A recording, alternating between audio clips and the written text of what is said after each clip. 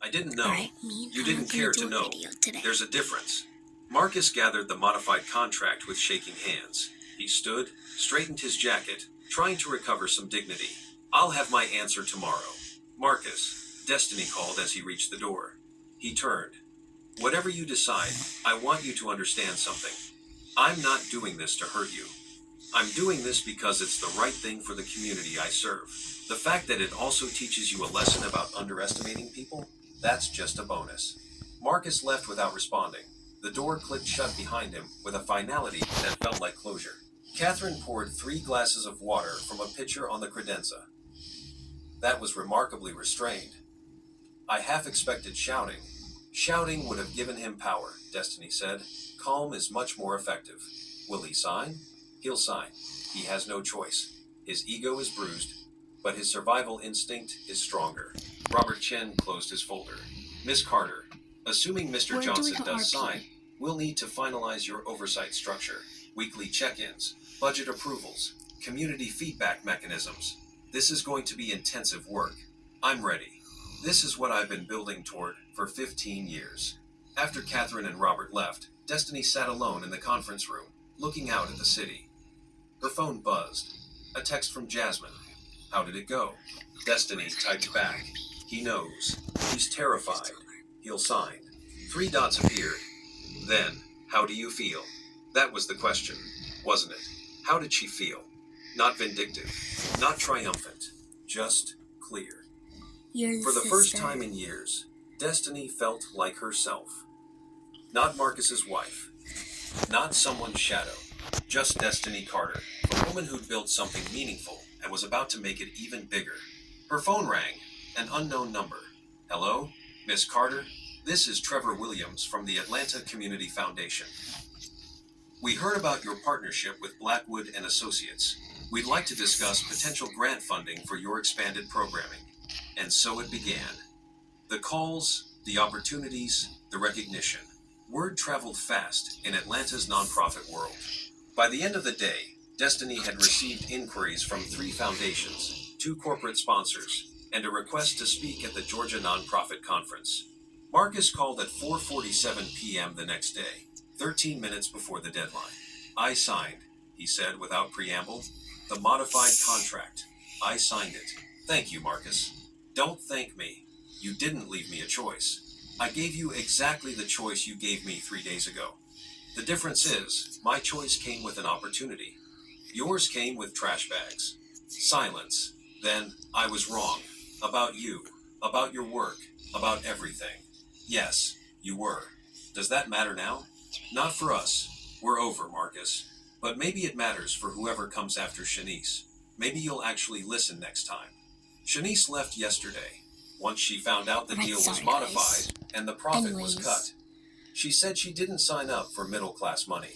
Destiny almost laughed. Almost, I'm sorry. No, you're not. You're right. I'm not. Marcus was quiet for a moment. For what it's worth, I am sorry. For the bags. For the hotel. For not seeing you. All of it. Apology noted. Goodbye, Marcus. She hung up before he could respond. 6 months later, Destiny stood at the groundbreaking ceremony for the Jefferson District Community Center. Marcus was there, in a hard hat, awkwardly standing to the side, while Catherine Blackwood gave the opening remarks. The local news cameras were rolling. 15 community organizations had booths set up. Job fair recruiters were talking to residents. Children were playing in a designated area with face painting and balloon animals. This was real. This was happening. And Destiny was at the center of it all. Catherine called her to the microphone.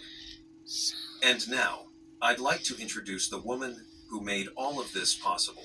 The executive director of Community Rise and the visionary behind this community transformation, Destiny Carter. Applause erupted. Destiny stepped forward, looking out at the crowd. Jasmine was front row, crying and cheering. Her mother had flown in from South Carolina. Former clients from Community Rise were there. People whose lives had been touched by her work.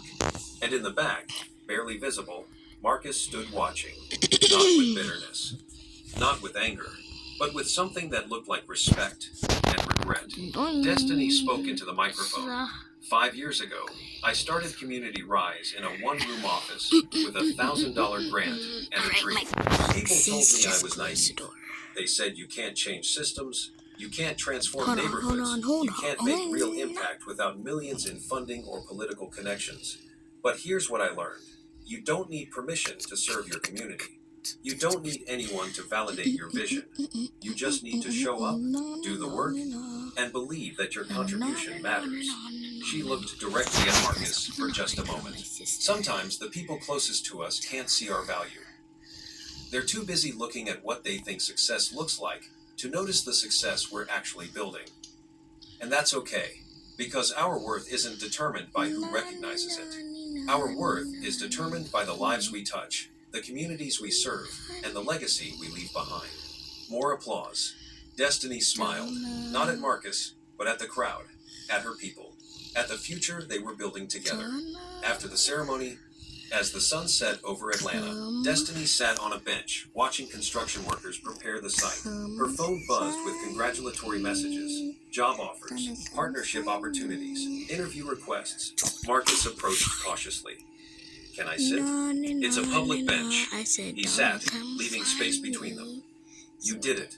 Everything you said you'd do. You actually did it. I know. I should have been there for all of it. I should have been your partner, not your obstacle. Yes, you should have. Is there any chance? No, Marcus. There isn't. We're done. But you're a good contractor. Do this project right. Honor the community.